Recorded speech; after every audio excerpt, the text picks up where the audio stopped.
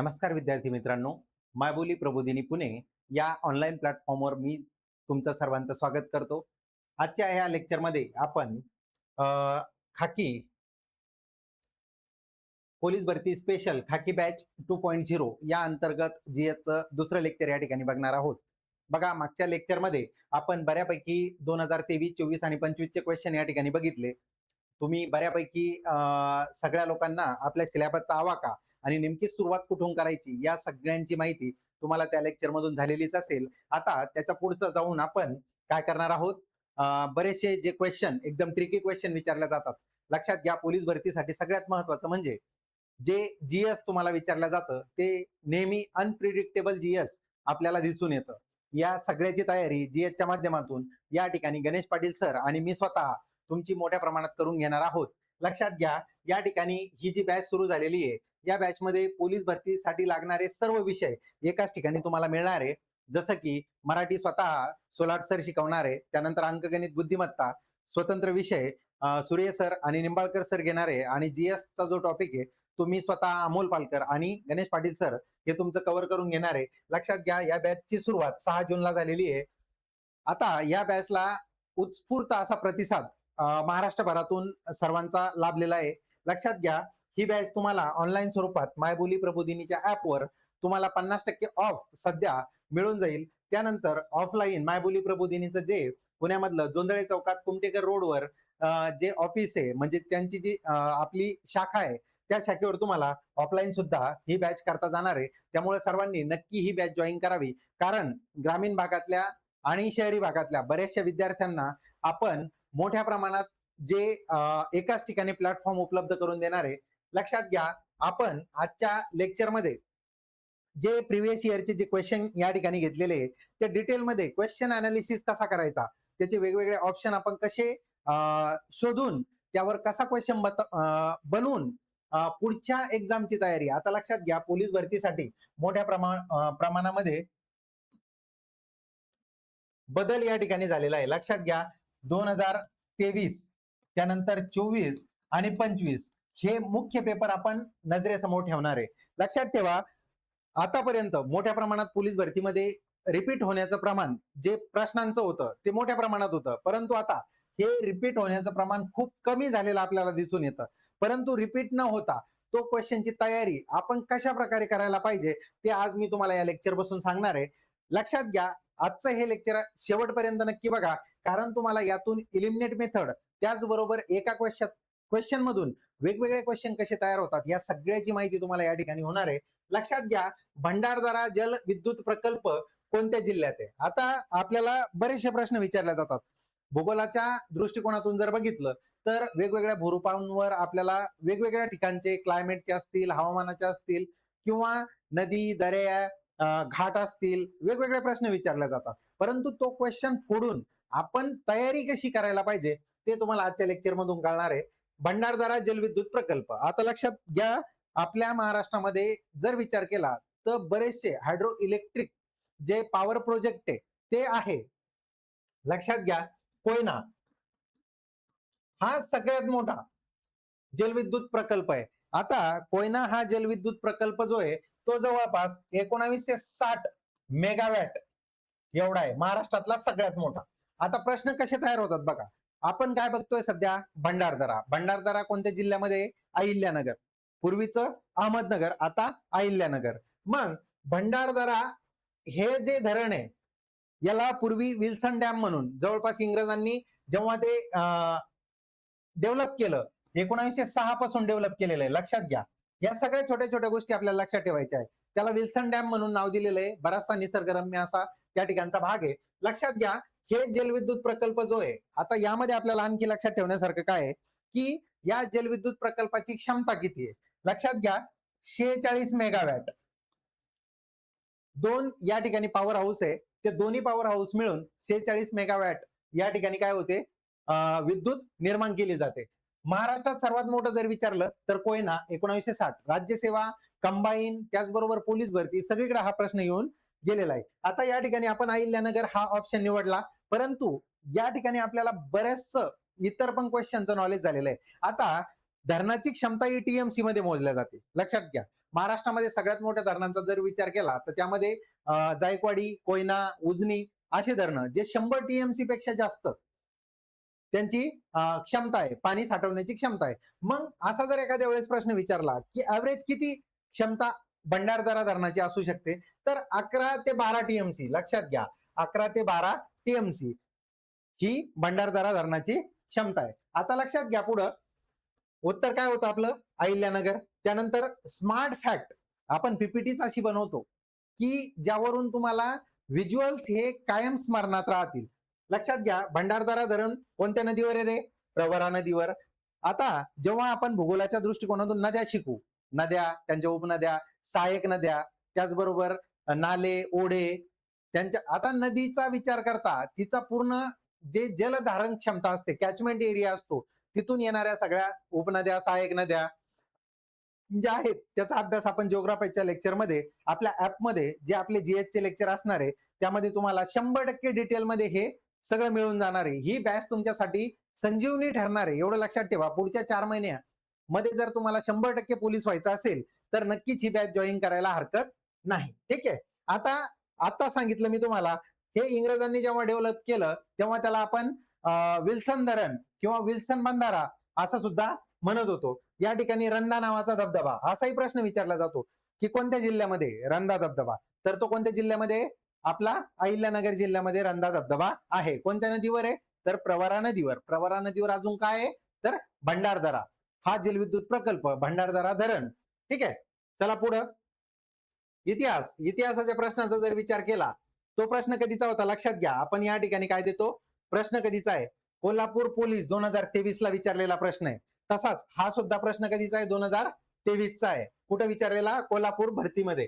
सतीची प्रथा कोणत्या गव्हर्नर जनरलने, सती प्रथा सगळ्यात महत्वाचं म्हणजे कधी बंद झाली रे? 1829 ला. कोणी सगळ्यात जास्त मेहनत घेतली होती? राजा राममोहन राय यांनी सर्वात जास्त मेहनत घेतली होती. बंद कोणी केली? Lord William Bentinck. त्या काळचे बंगालचे जे गव्हर्नर होते, लक्षात घ्या, बंगालचे गव्हर्नर 1828 पासून तर 1834 पर्यंत हे काय होते? बंगालचे गव्हर्नर होते. 1834-35 ला, 1834-35 ला हे काय होते? भारताचे गव्हर्नर जनरल होते. एवढं लक्षात ठेवा, विल्यम बेंटिंक. आता आपल्याला काय बघायचं? उत्तर तर आपल्याला माहिती आहे, सतीची प्रथा बंद करण्यासाठी कोणी मेहनत घेतली? राजा राममोहन राय. त्यानंतर कधी बंद झाली? 1829 ला. सगळ्यात महत्वाचं इतर option, Warren Hasting, lord Dalhousie आणि कॉर्नवॉलिस. आता यामध्ये सगळ्यात महत्वाचं यांचा कालखंड आपल्याला माहित पाहिजे. 1872 पासून 1885 पर्यंत या ठिकाणी हा जो कालखंड आहे वॉरन हेस्टिंगचा, यामध्ये यांनी बऱ्याचशा रेव्हेन्यू बोर्डाची स्थापना केली, कोलकात्याला सर्वोच्च न्यायालय, सुप्रीम कोर्टाची स्थापना केली. बरेच त्यांनी काय केलं? वेगवेगळ्या सुधारणा आपल्याला त्यांच्या दिसून येतात. त्यानंतर डलहौसी, डॉक्ट्रिन ऑफ लॅप्स, त्यांनी काय केले? बरेचसे संस्थान खालसा केले, परंतु त्यांच्या काळात काही चांगल्या गोष्टी घडल्या. रेल्वे सुरू झाली, टपाल पोस्ट असेल, या सगळ्या गोष्टी डलहौसीच्या काळात झाल्या. कॉर्नवॉलिस सुद्धा त्याचप्रमाणे. आता हा जो वॉरन हेस्टिंग आहे, बऱ्याचदा प्रश्न काय विचारला जातो की दुहेरी शासन पद्धती कोणी बंद केली बंगाल प्रांतातली? तर कोणी बंद केली? वॉरन हेस्टिंगनी बंद केली. ठीक आहे.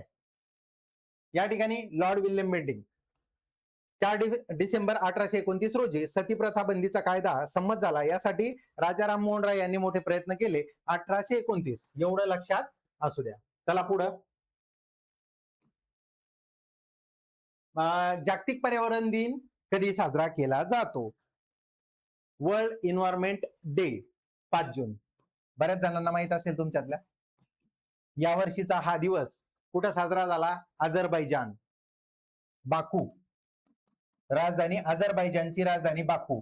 पूर्वीचं जे सोव्हिएत युनियन होतं म्हणजे रशिया, 1991च्या अगोदरचा, त्यातून फुटून 15 स्वतंत्र राष्ट्र तयार झाले. त्यामधलं एक राष्ट्र रिपब्लिक ऑफ अझरबैजान कुठे आहे? वेस्टर्न एशिया आणि युरोपच्या भागाच्या बॉर्डरवर हे अझरबैजान आहे.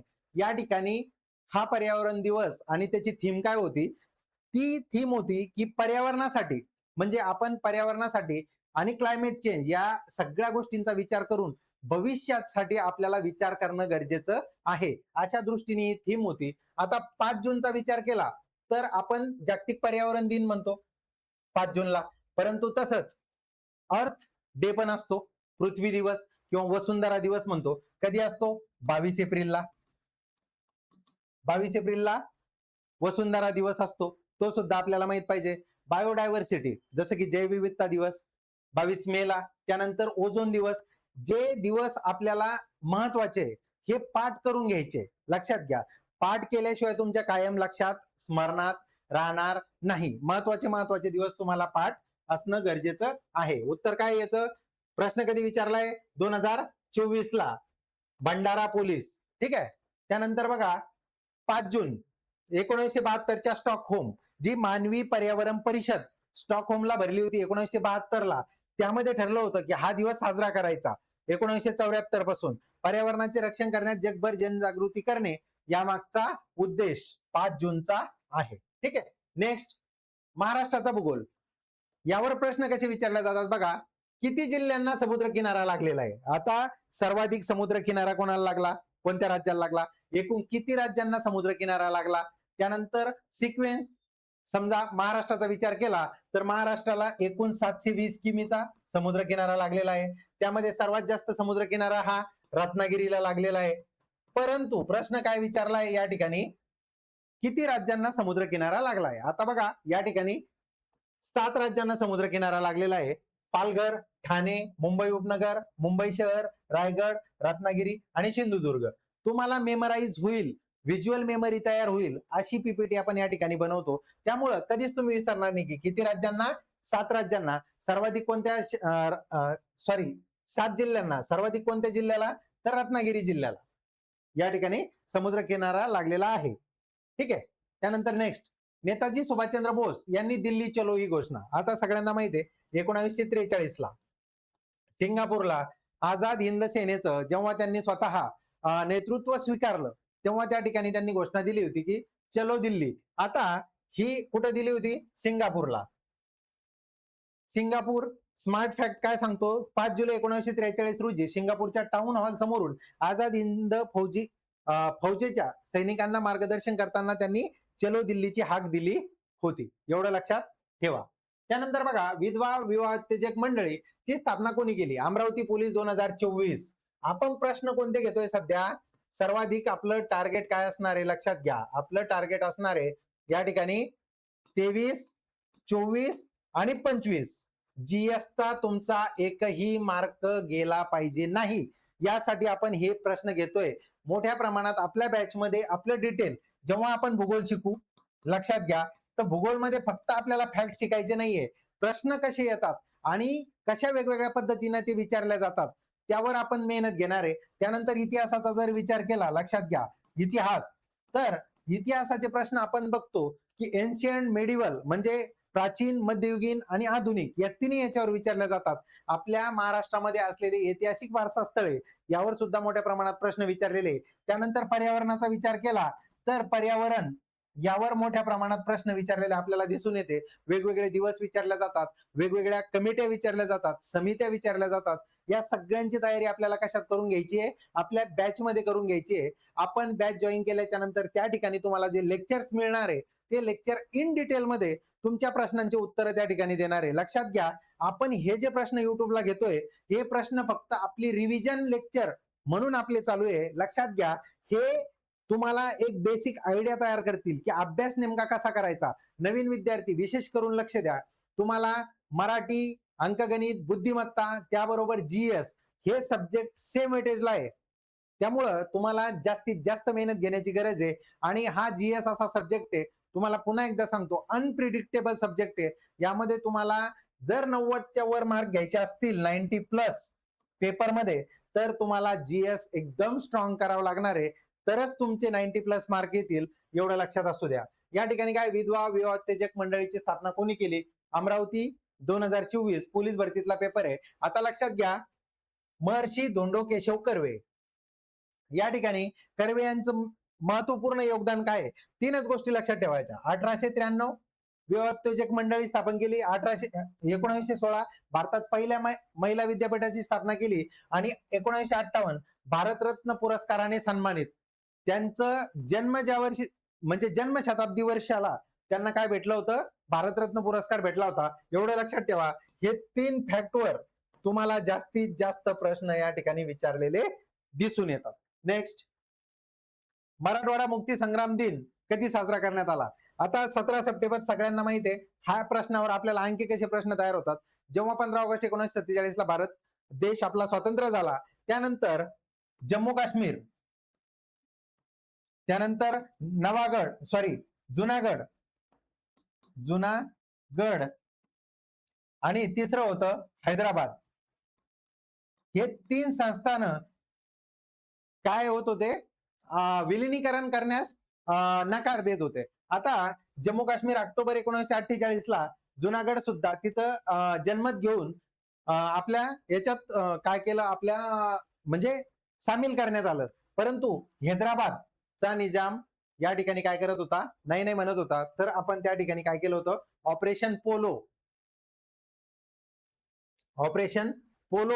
आणि ऑपरेशन पोलो अंतर्गत पोलीस कारवाई करून हैदराबादला भारतात विलीन करून घेण्यात आलं होतं. 17 सप्टेंबर 1948 ऐतिहासिक महत्व. या दिवशी मराठवाडा निजामाच्या जाचातून मुक्त होऊन भारतात विलीन झाला. नेतृत्व स्वामी रामानंद तीर्थ यांच्या लढ्याला अमूल्य योगदान त्या ठिकाणी आपल्याला दिसून येतं. आपल्या लेक्चर मधल्या छोट्या छोट्या गोष्टी एकदम नॉर्मल जे फॅक्ट आहे हे कायम लक्षात असू द्या. ठीक आहे, कधीही प्रश्न बनू शकतो. बघा, मायबोली प्रबोधिनी या ठिकाणी काय आहे माहितीये का? खाकी 2.0 या अगोदर सुद्धा मागच्या वर्षी बऱ्याचशा विद्यार्थ्यांना फायदा झालेली आपली खाकीची जी पहिली बॅच होती. त्यानंतर जो उत्स्फूर्त प्रतिसाद तुमचा लाभला, त्यानंतर आपण 2.0 ही बॅच सुरू केली. कधी सुरू केली? 6 जूनला राज्याभिषेक दिनाच्या दिवशी. ज्या विद्यार्थ्यांना पोलीस होता आलं नाही मागच्या वेळेस, त्यांनी अजिबात खचून जाऊ नये. तुमची लेखी 90+ करण्याची जिम्मेदारी कोण घेणार आहे? मायबोली प्रबोधिनी घेणार आहे. आमची टीम तुम्हाला भरती करेपर्यंत तुमच्या सोबत असणार आहे, लक्षात घ्या. आणि त्यासाठी तुम्हाला नक्की ही बॅच जॉईन करायची आहे. आता सध्या बॅचवर 50% ऑफ चालू आहे. तुम्ही मायबोली प्रबोधिनीच्या ऍपवर जाऊन त्या ठिकाणी बॅच परचेस करू शकता.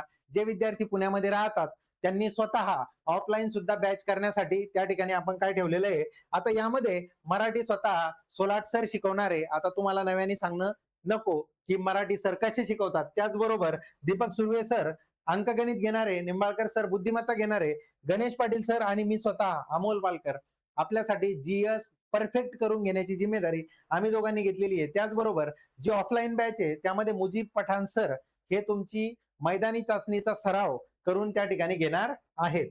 तो ज्यांना ही बॅच परचेस करायची आहे त्यांनी प्ले स्टोअर वर जाऊन मायबोली प्रबोधिनीचं ऍप डाउनलोड करावं. ज्यांना काही शंका असेल या ठिकाणी मोबाईल नंबर दिलेला आहे, नक्की कॉन्टॅक्ट करायला हरकत नाही. ठीक आहे. सतीची प्रथा कोणत्या गव्हर्नर जनरलने बंद केली? मुंबई पोलीस भरती 2024. सतीची प्रथा आता मी सांगितलं, डबल झालाय क्वेश्चन. सतीची प्रथा लॉर्ड विल्यम बेटिंकनी बंद केली. आता सतीचा कायदा 1829 या सगळ्या गोष्टी आपल्या सांगून झालेल्या आहे. त्यानंतर बघा, लॉर्ड डलहौसी या कालावधीत भारताचा गव्हर्नर जनरल होता. अगोदर मी काय सांगितलं, प्रश्न कसे बनतात हा प्रश्न का घेतला आपण याच्या अगोदर उत्तर सांगू शकता कमेंट करून तुम्ही नक्कीच. कारण आपले जे गव्हर्नर होते यांचा कालावधी सुद्धा आपल्याला विचारला जातो. आता या ठिकाणी कोण दिलंय? डलहौसी. आता हा डलहौसी भारतात कधी आला होता? 48 ला. 1848 पासून 1856 पर्यंत. परंतु इतर गव्हर्नर विल्यम बेंटिंकचा कालावधी या ठिकाणी दिलाय. त्यानंतर बघा, 1836 ते 42 कोण होता? 1842 ते 48 कोण होता? या सगळ्या गोष्टी आपल्याला डिटेल करायच्या आहेत. तुम्हाला सांगतो, जिओग्राफी आणि हिस्ट्री, भूगोल, इतिहास या 2 सब्जेक्ट मध्ये तुमचा एकही मार्क गेला नाही पाहिजे. तुमच्या पॉलिटी असेल, इकॉनॉमिक्स असेल, करंट अफेअर असेल, इन्व्हायरमेंट, रिमोट सेन्सिंग, खूप मोठा सिलेबस पोलीस भरतीला आहे. प्रश्न कुठूनही येऊ शकतो. एकही मार्क तुमचा जाता कामा नाही. त्यानंतर बघा, सुधारक विरुद्ध विस्तारवादी ब्रिटिश प्रशासनाचा तुलनात्मक अभ्यास. आता आपण या अगोदर काय बघितलं? बेंटिंक आणि डलहौसी. आता बेंटिंक कधी होता? 1828 पासून 1835 पर्यंत. ओळख काय होता? एक प्रकारचा समाज सुधारक होता. भारतामध्ये त्यांनी बऱ्याचशा गोष्टी, नरबळी बंद केलं, ज्या स्त्री भ्रूण हत्या आहे त्यांची बंदी आणली, सतीचा कायदा 1829 ला आणला. त्यानंतर बघा, ठगांचा बंदोबस्त केला. सामाजिक सुधारणावर त्याचा काय होता?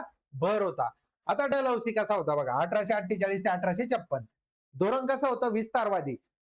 डॉक्ट्रिन ऑफ लॅप्स म्हणजे खालसा धोरण कोणी आणला असेल भारतात तो होता डलहौसी. आता तरी सुद्धा त्याचं मुख्य कार्य काय होतं बघा, रेल्वेची सुरुवात केली 1853 ला, त्यानंतर तार यंत्रणा, टपाल यंत्रणा, टपालाचं तिकीट सुरू केलं आणि सगळ्यात महत्वाचं तुम्हाला अगोदर पण सांगितलं, खालसा धोरण याद्वारे साम्राज्यवादी विचारसरणी भारतामध्ये त्यांनी काय केली, रूढ केली. भंडारदरा जलविद्युत प्रकल्प कोणत्या जिल्ह्यात आहे? परत झाला आपण क्वेश्चन. तामिनी घाट प्रकल्प कोणत्या जिल्ह्यात आहे? तामिनी घाट रायगड. पुण्यातून जर पश्चिम घाट ओलांडून, पश्चिम घाट सगळ्यांना माहिती आहे, लक्षात घ्या. हा जर आपण भारताचा दक्षिण पेनान्सुलार इंडिया द्वीपकल्पीय भारत जर गृहीत धरला, तर या भागात पश्चिम घाट आहे आणि इकडून पूर्व घाट आहे. आता या पठारावरून, जो पठाराचा भाग आहे यावरून जर कोकणात उतरायचं असेल तर बरेचसे घाट तुम्हाला, थळघाट, कसारा घाट, इथून बोरघाट, खाली तामिनी, लगे खाली आपल्या पूर्ण घाटांपर्यंत जर जायचं तर इथं जो एकूण पठारावरून कोकणात जाण्यासाठी जे घाट बनलेले, तर तसे प्रश्न जनरेट होतात बघा. तामिनी घाट, नेमका तामिनी घाट कोणत्या जिल्ह्यात आहे असा प्रश्न विचारलेला आहे. आता मुळशी जो तालुका आहे, तो मुळशी तालुका कोकणाशी जोडण्याचं काम हा तामिनी घाट करतो. म्हणजे पुण्यातून जर तुम्हाला कोकणात उतरायचंय, रायगडमध्ये उतरायचंय, तर तामिनी घाटातून तुम्हाला जावं लागतं. कोणत्या ठिकाणी? रायगडमध्ये. हा तामिनी घाट बऱ्याच गोष्टीसाठी फेमस आहे. त्या ठिकाणी तामिनी घाटामध्ये बऱ्याचशा नद्या, बरेचसे धबधबे, अशा बऱ्याच गोष्टी आहे. आपण डिटेल लेक्चर मध्ये त्या गोष्टी बघणार आहोत. ठीक आहे. चंद्रयान 3 खालीलपैकी कोणत्या केंद्रातून प्रक्षेपित करण्यात आले? असे अनप्रिडिक्टेबल, एक्सपेक्टेड क्वेश्चन आपल्याला विचारले जातात. सतीश धवन अंतरिक्ष केंद्र या विशाखापट्टणम, लक्षात घ्या, श्रीहरिकोटा आंध्र प्रदेश विषुववृत्ताच्या जवळ आणि पूर्व किनारपट्टीवर असल्यामुळे प्रक्षेपकासाठी सर्वोत्तम. श्रीहरिकोट्याला सतीश धवन जे अंतरिक्ष केंद्र आहे सतीश धवन, या ठिकाणाहून चंद्रयान आपण पाठवलेलं आहे. त्यानंतर बघा, महाराष्ट्राचे विद्यमान राज्यपाल कोण आहे? असे सहज विचारले जाणारे 22वे राज्यपाल म्हणून नुकतीच नेमणूक झालेले महाराष्ट्राचे सध्याचे कोण आहे? जिष्णुदेव वर्मा, विद्यमान राज्यपाल. त्याच्या अगोदर काय कोण होतं? रमेश बैस. अतिरिक्त माहिती, सी.व्ही. राव यांनी देखील यापूर्वी महाराष्ट्राचे राज्यपाल म्हणून काम केलेले आहे. हैदराबाद मुक्ती संग्रामाचे नेतृत्व खालीलपैकी कोणी केले? हैदराबाद मुक्ती संग्रामाचं नेतृत्व कोणी केलं रे? स्वामी रामानंद तीर्थ. आता अरुणा असफ अली, सुभाषचंद्र बोस, महर्षी धोंडो केशव कर्वे, हे क्वेश्चन तुम्हाला विचारलेले, लक्षात घ्या.